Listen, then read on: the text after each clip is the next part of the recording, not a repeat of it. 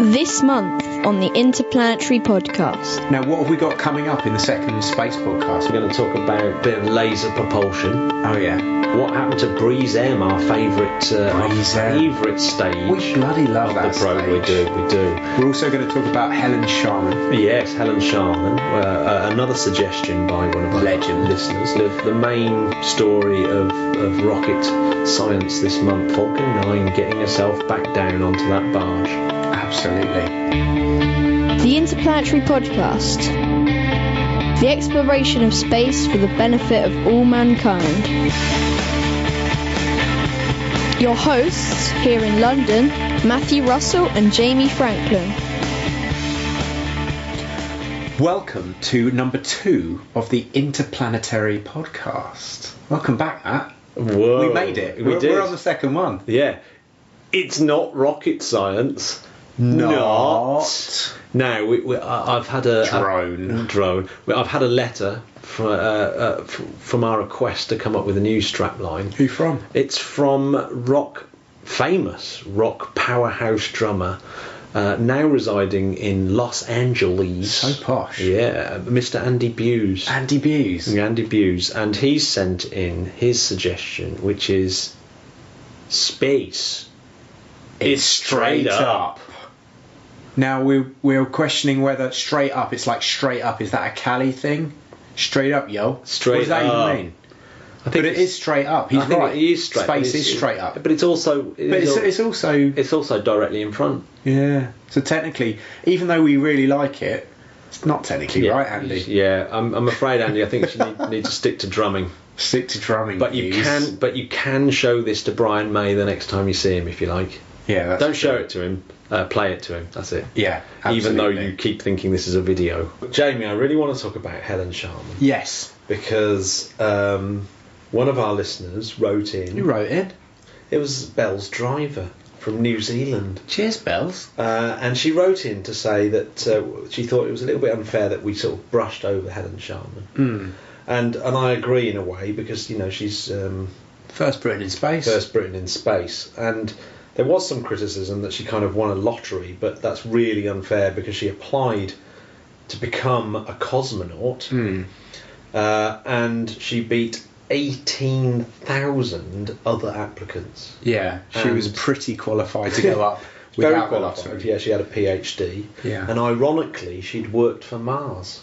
How so? Yeah, well, something to do with the chemical testing of chocolates and flavourings in chocolate. Right. So she was, so her sort of chosen subject is chemistry, so she's a chemist by trade. And so she was chosen for Project Juno, which was... not a Roland Juno. Not a Roland Juno, which you're very familiar with. No, yes. Project Juno, which was a kind of Russian-British joint venture, and it was a lot of British kind of money went into this joint venture, but apparently not enough in the end. And Gorbachev himself kind of said that the Russians should underwrite it in the end to actually get Helen Sharman up.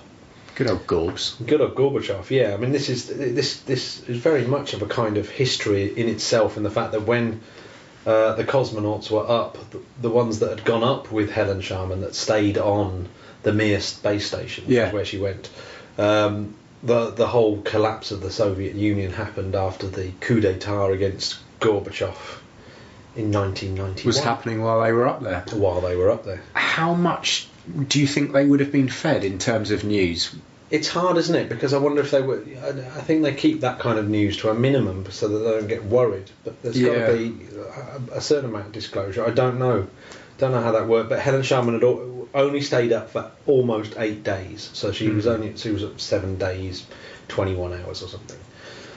So she was only up on the Mir station for that period. She flew up on the 18th of May 1991 and flew back down on the 26th of May. She flew up on the Soyuz TM-12, and of course Tim Peake flew up on a Soyuz as well. Yeah. And she came back down on TM-11. Which you think it'd be the other way around, wouldn't Absolutely. Well, I mean, there's been a lot of press, obviously, that it was a bit sexist, the fact that people were making such a big deal about Tim Peake, but not many mentions about Helen, you know, where, of course, rightly so, there should have been. I mean, it was like she was chosen for Project Juno live on ITV. Yeah. Back in 1989, and then had 18 months of training. But yeah, I mean, the fact that it's really because Tim Peake is the first British astronaut. Correct. So Britain have actually paid for him to go up, so he's actually sponsored by the British public, and actually by the taxpayer in essence. But. And of course, the two of them do have quite a close relationship. We talked earlier about the fact that Helen gave Tim a signed Yuri Gagarin book, and Helen's reading out there. Which is lovely. Yeah, and she's been obviously a massive advocate of space science ever since her trip to space. She's written a book about her experience, well, at least 2 books about her experience. She's even written a children's book about space. And she's gone out and done the lecture circuit. And absolutely, I think this is more about the British press more than anything, isn't it? Yeah, no, absolutely. I think she's obviously the sexist. Sexist, but she's obviously a legend. She's one of the youngest people to go into space as well. Yeah, I believe in the sort of top 20 youngest people to go into space. Second youngest woman. So yeah, there's not much to be said about Helen Sharman other than that she's an absolute ledge. Who is the youngest person to go into space, Matt? Now that we need to look up. We don't know, do we? So actually, the youngest astronaut is German Titov. You say that once more time, Matt. It was German Titov. I will have no blue jokes emailed in. And she was 25 years old when 25. She flew up. Yeah, on Vostok 2. Bless her. That's pretty amazing. And the oldest person, believe, was John Glenn at 77. Correct, and he flew up on STS 95. We may or may not be reading these facts. But hey, listen, the facts are all there. The facts are there, and Titov was one of the only people ever to suffer from space sickness. How about that? Can you define space sickness? I mean, that surely comes in several things. Well, I think there's probably an actual definition. I mean, do you think it's like me when I go backwards on the train? Do you think she just was like, oh, I need to sit forwards? Well, I imagine it's quite similar to that. But do we want to explain space sickness, or would you want to leave? Nah, shall we just leave that for next week? On. Let's leave it for next month. Space sickness we'll deal with next month. So anyway, Helen Sharman, what a legend! Absolute legend, maximum respect. And I think actually it's amazing. Really, we haven't seen her more on television, but I don't know whether that's her personal choice or not. Yeah, has she shunned the press? No, I don't think she shunned the press, but maybe she keeps it on a bit of a down low. The sexist UK press. Maybe she is quite happy with her kind of life as it is. You know. But Helen Sharman, legendary, nevertheless. I'm reading the article about her earlier. She said a really lovely thing about the colours of the Earth, about how deep they actually are, and about how beautiful it is that you can see the world, but you can also see the tail of a ship when you get that close into detail. And how she used to sometimes go to sleep in that window and wake up and just see that view. I mean, how amazing. Oh, it is absolutely amazing. Can you imagine it? The first British person ever to see that. And really, it's quite amazing because, obviously Britain has a really rich heritage of exploring the world. So, yeah, she falls very much into that category of... Matt, do you think we'll be the first British people to win a Grammy for a space travel podcast? Well, I hope so. So if you do like this podcast, you should definitely press the like button. Vote here. Yeah, you should definitely press the like button on the Stitcher, on the iTunes, or the TuneIn that you're listening to this podcast on, or of course on the love button on SoundCloud, depending on however you've stumbled upon us. We don't want to influence you in any way, but for goodness sake, press that like button. If you don't press that like button, we're going to come round and hunt you down. The things we'll do. So, one of the really exciting things, I mean, the sort of headline news, really, I suppose, in space. Bong. Since our last podcast, of course, is SpaceX's incredible achievement. Unbelievable. Of managing to launch the first stage of a Dragon launcher back down on their barge. Yes. And their barge is called Of Course I Still Love You, which apparently is a reference to an Ian M. Banks novel. Brilliant. Yeah. Good work, Musk. Good work, Musk. And of course, not only did they just launch their Dragon up, it's also managed to have a very successful cargo launch to the ISS. Which now has how many rockets attached to it? So this is I think a bit of a record. It's got 6 spaceships attached, docked on board. So what a docker. What a docker. And so we've got Cygnus, which is an orbital ATK spacecraft that went up quite recently with supplies. We've got a Progress that went up quite recently with supplies, and a Soyuz that went up quite recently with crew and supplies. So, that's right. So at the moment there's Cygnus, 2 Soyuz, 2 Progress, and now finally Dragon has joined them all. And Dragon and Cygnus are parked next to each other. Now, I asked you the question about why doesn't a delivery rocket just come up, drop the gear off and then go back, but of course you said the very clever reply of course stuff has to wait to build up to come back. Yeah, so they these things arrive and then they pack them up with stuff. Science experiments that they've worked on that need to go back to Earth. Yep. Rubbish, obviously. Yeah, stuff that What they don't else? want anymore. Love letters back to the wives. Actually, I think there's a few personal items that go back down. Of course, How personal? I don't know. But Soyuz, the Soyuz ones obviously take the crew back down. Yeah, but the Dragon one that's just docked is due to come back down on May the 11th. I love that it's called Dragon. Yeah, it's good, isn't it? No, I can't remember what the dragon's from actually. It's named from Game of Thrones? Doubt. No? No, is Musk into Thrones? Where are my rockets? Jamie, can you tell me a little bit about what Dragon took up to the ISS? One of its kind of major cargo. In fact, a lot of people were really excited about this, the cargo that was going up, and it kind of got overshadowed by the successful landing on the barge. Yeah, remind me of the content.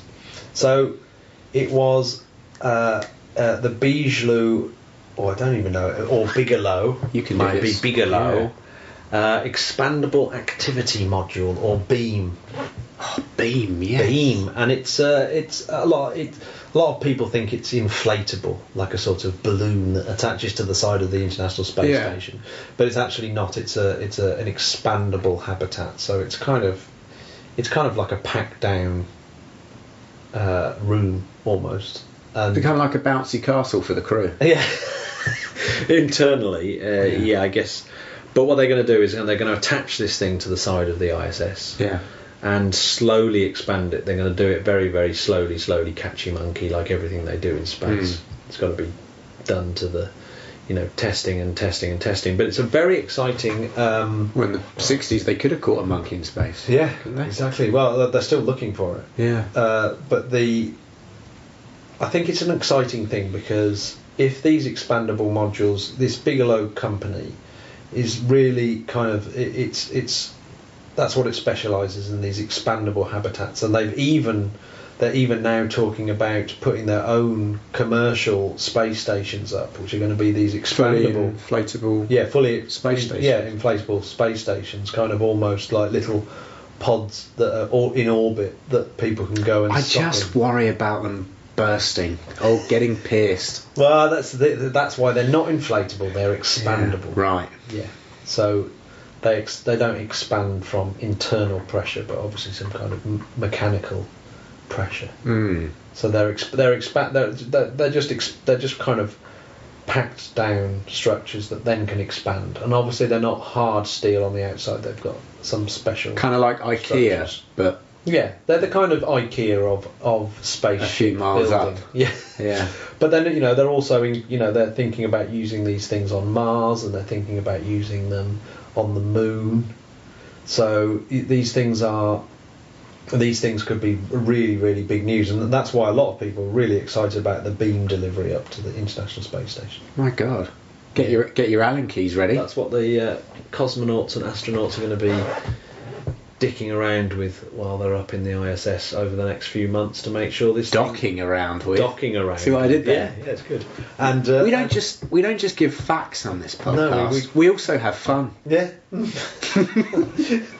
Maybe too much fun. Too much bloody fun. So but I mean, back to of course the amazing SpaceX landing the first stage of a rocket back down on the barge. Now, there's a couple of really important things here.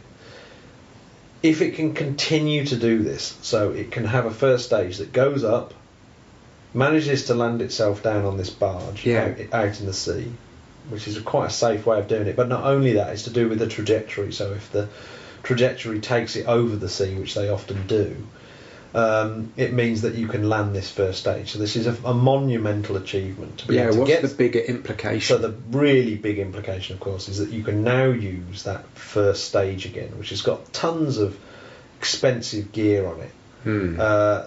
The engines themselves, the actual structure that holds the fuel and the engines. Yeah, if anything, they're going to save some cash. That's proper cash saved. Now, if they can reuse this again and fly it again, and then fly it again, and then fly it again, and they can turn these things around really quickly. And apparently Musk is really planning on using this same first stage again this year. Yeah, he wants to do 10 trial flight and lands. Yeah.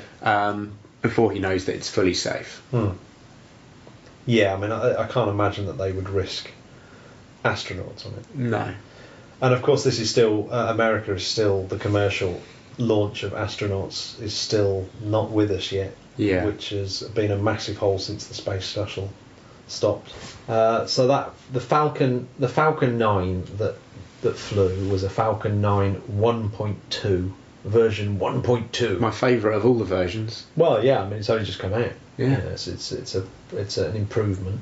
Is it like Apple when they do a bug fix?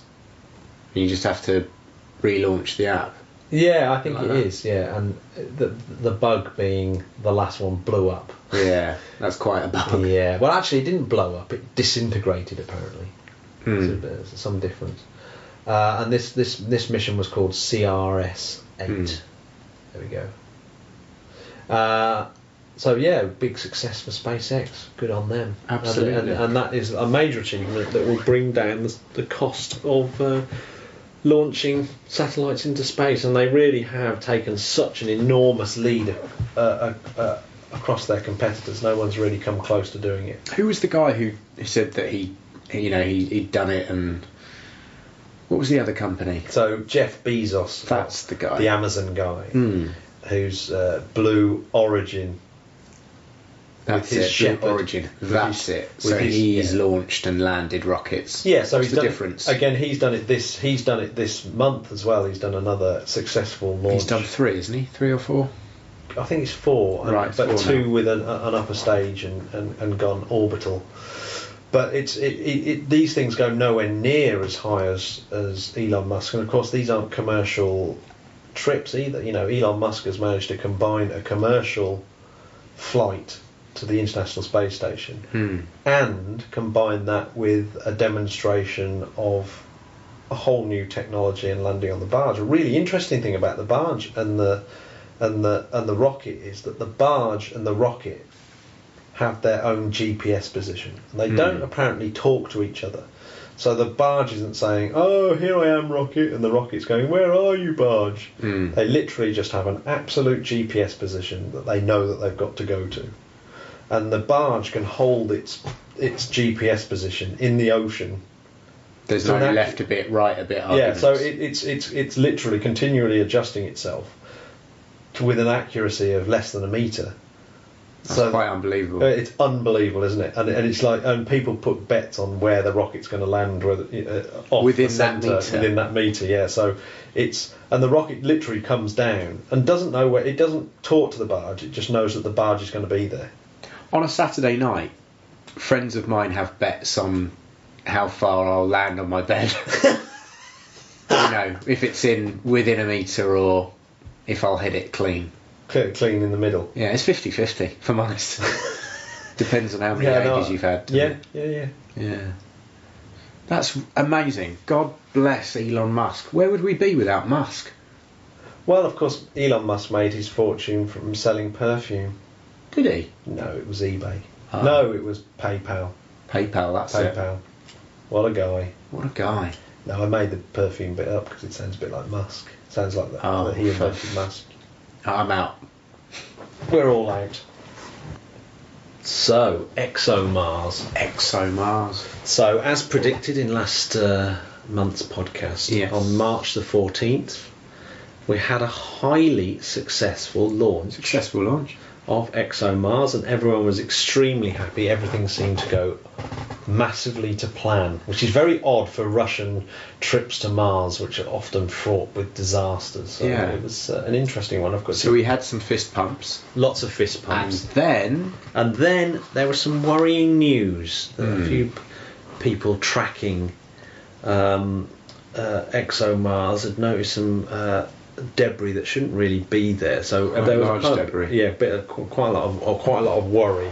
Now the ExoMars, of course, flew up on a Proton rocket, and there were some beautiful pictures on the ESA website of the Proton rocket, which I just thought was one of the best photos of a rocket launch I've seen. But the Proton, a very good rocket, little bit in the shadow of the Soyuz, but genius rocket. The fourth stage is known as the Breeze M. Yes. Which we, I believe, last week described as our favourite. We did, didn't we? Yeah, we did. Yeah. But on this occasion, the Space Tug, as they're known, which is supposed to sort of, which I know that you were very interested in going into orbit and having a space tug. Well, I'm told it's bad for the eyesight. Well, yeah, being on the International Space Station too long is bad for your eyes. Yeah. So, as we discussed last time. If there are any kids listening, space tugging is natural, it's healthy.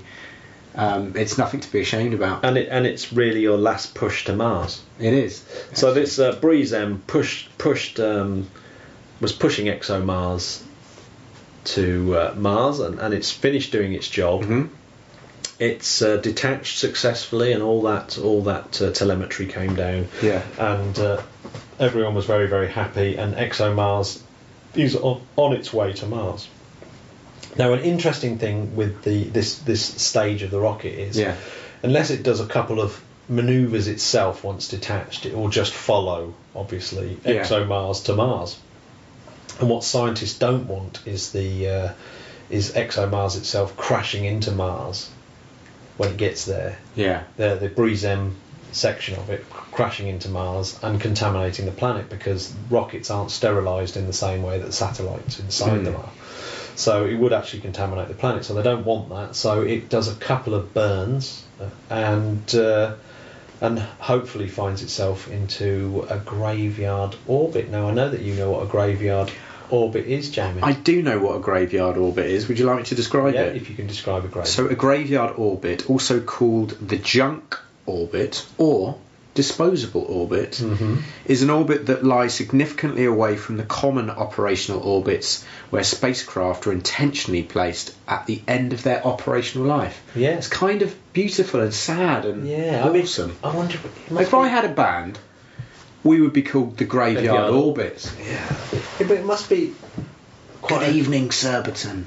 A sort of really ace place to hang out, watching these old spaceships as they drift by, powerless and broken. Yeah. But unfortunately, this Breeze M, the space tug that's pushed ExoMars successfully off, has had some kind of catastrophic failure just afterwards, and has blown up and seems to have fragmented into lots of pieces.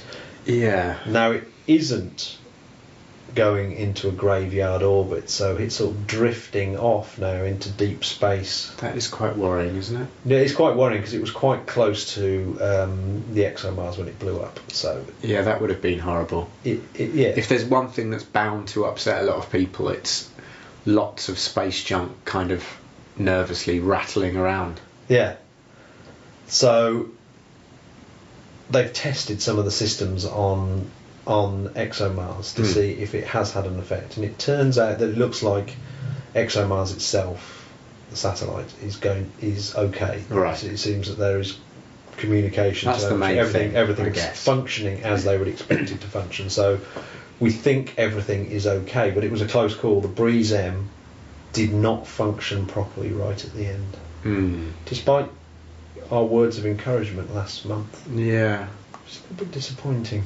But then, like, I guess all space travel, you know, they sometimes have to go through these things. Yeah. You know, I mean, breaking space eggs to make space omelets. Yeah, I really like the fact that the Breeze M fourth stage is a spaceship in itself. And these, you know, and you can see some beautiful pictures about how complicated this little spacecraft is. That it kind of looks just like the fourth stage of a rocket. You just think of it as just a bit that goes for a bit. You know what, listeners? We'd bloody love you to look up that. Yeah, look up that image. Look it up. The Breeze M. So I think it's a really, really exciting story that's been in the press quite a bit this month. Are you going to say laser propulsion? I am going to say laser propulsion. Holy moly. So, the first I saw about it was this Philip Lubin. Philip Lubin being the NASA scientist who is working on a system where lasers propel spacecraft with giant sails. That's right. And he first of all came out saying that it was going to take about 3 days. He could accelerate a craft to Mars in about 3 days. Uh-huh. But then a few days later he was sort of saying, oh, actually, no, you could probably do it in about 30 minutes. Yeah. Which would mean going at 174.3 million miles per hour. Just say that once more, man. 174.3 million miles per hour. That's pretty quick. It's quick. It's quicker than a speeding bullet. Quick. It is. Yeah. Now, then on the 12th of this month, April, which happens to be the 55th anniversary of Yuri Gagarin, which we should have also mentioned. Yuri Gagarin, of course, 55 years ago. Tip of the cap. This month was the first man in space. And that is a legend. That is, I mean, that's as good as it's ever going to get, isn't it? Pretty handsome fellow too, wasn't he? He was brave. Poster boy. Brave just doesn't bear thinking about. Yeah, it's insane. So on the 12th, Stephen Hawking has waded into this laser spacecraft debate. Love hawks. And what's he up to? So he's up to a new initiative, I think, called the Starshot, which is a chap called Yuri Milner, another Yuri. Yeah, he's stumped up $100 million to get this thing going, and I believe Mark Zuckerberg and the great Freeman Dyson, amongst quite a few other brilliant scientists, including Philip Lubin, who we mentioned earlier on, are going to be involved in trying to get together this laser propulsion system. Now, Bill Nye, the science guy, he's quite famous for his solar sail. Mm-hmm. Now, the solar sail concept is you have a spacecraft that puts out a nice big sail, and the photons and stuff coming off the sun hit this sail and slowly accelerate the spacecraft. And it's quite an efficient way of doing it. I mean, it's something that's been looked in very, very seriously at NASA. And of course, but it's not 30 minutes to Mars. No. Well, of course. I mean, the thing is, it does accelerate a spacecraft very, very slowly, but because space is frictionless, the acceleration soon adds up, and you're going very, very fast. So you can get some pretty brilliant speeds from that. But this idea is sort of recent breakthroughs in laser technology. I think this is all to do with, and I think it's to do with the fact that you can now phase lots of arrays of lasers together, so that you can scale up almost ad infinitum. So that you can start off with a very small laser and just keep adding lasers to this array. So it's almost like a sort of continual amplification of one laser, and you can just keep amplifying it up. Layers of lasers. Layers and layers. It's another layers good of band lasers, name. And so you build a bunch of these dishes, laser dishes on Earth, and you can fire them all up into one continuous beam that hits a laser-sailed spacecraft. Now, if it's tiny, you can get this thing going very fast indeed. That's what she said. Very, very, very, very quickly. And so, yeah, this is where it all comes down to. And I think it's a really, really clever idea because... Is there any timeline on this? I mean, do we... I know that they're in funding process, but... Well, do we know when they might start trialling a small rocket? Well, a lot of these things are decades away, but I guess they really want to get this done in... they want to start trialling something, I would think, in the next decade. And it would be very exciting, wouldn't it? If they said, right, we've successfully sent a rocket from Earth to Mars in half an hour. Yeah. Boom. And this thing would be tiny. We're talking sort of iPhone, but what what they want to do is make it so that it's just about enough so that you could put some electronics on it. Obviously, you'd need some form of... The heavy thing, of course, would be the communications device, the radio that sends signals back so that it's actually useful.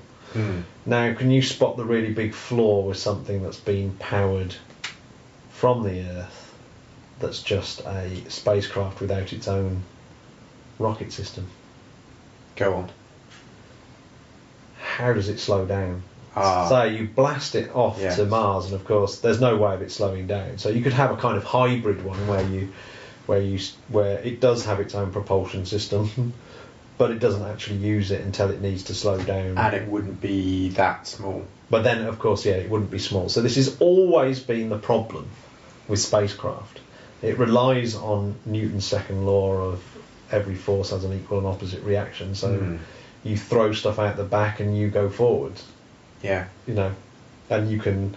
And rockets kind of work on that principle that they're chucking essentially the fuel out the back. Yeah. And if you heat it up the hotter it is, the better that performance of pushing. Maybe that's what they're working on, is some small, clever way to slow a spacecraft. Even the laser propulsion relies on this principle of every force has an equal. So the photons themselves are basically pushing the spacecraft. And it's their reactionary force that's pushing that spacecraft forward, and it's that's the problem. How do you slow it down? But nevertheless, we can.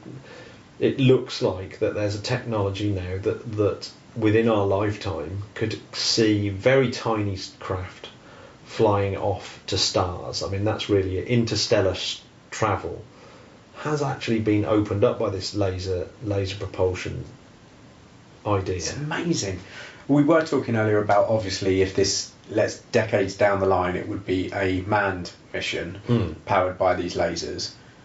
But obviously the human carcass couldn't take that kind of genius. Well, yeah, and there's some very interesting... There's more than just that yet. I mean, there's some really interesting things to that, which I think are worth discussing. You've got these lasers, ground-based lasers, I don't think could do it. So you'd have to build the enormous kind of laser ships in orbit, or possibly on the moon, or in Lagrange points, or places like that, where you could have enormous, massive laser kind of parks, huge arrays up in space, and then you could start blasting things around. Now, there's a danger, of course, that some lunatic could just point it straight back down at Earth and do a heck of a lot of damage. It would wipe out a city with one of these things. Yeah.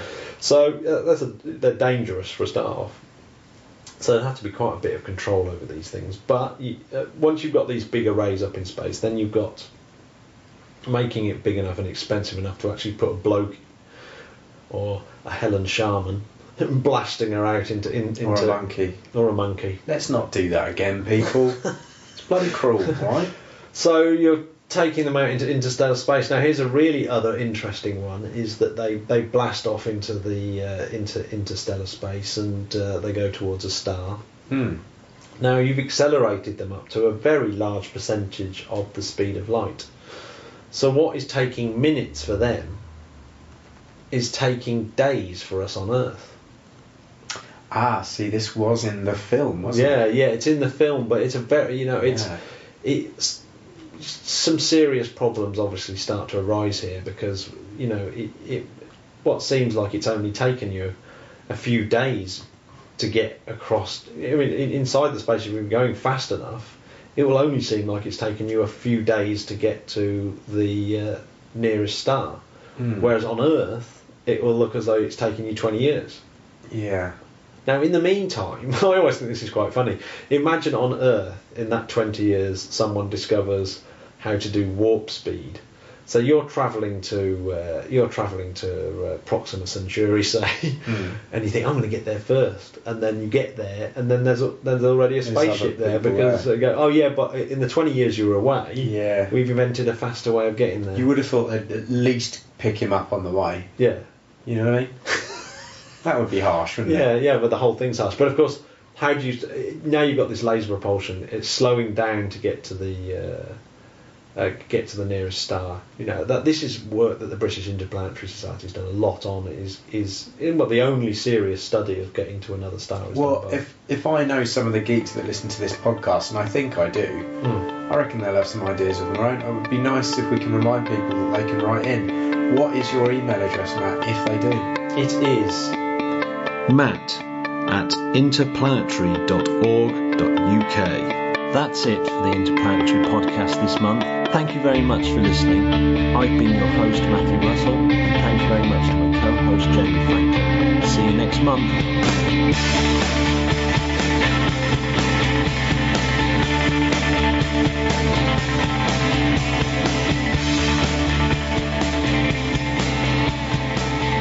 If you've enjoyed the Interplanetaries podcast, why not join the British Interplanetary Society? The BIS pretty much invented space travel and promotes the exploration for use of space for the benefit of humanity. Benefits include Spaceflight magazine subscription and/or JBIS subscription for those cutting-edge research papers in astronautics. Access to the member area of the website, chock full of space info and exclusive video content. And of course, you can sit in regular lectures and talks held at the famous Arthur C. Clarke House in London and other locations around the world. Go to www.bis-space.com. British Interplanetary Society. From imagination to reality.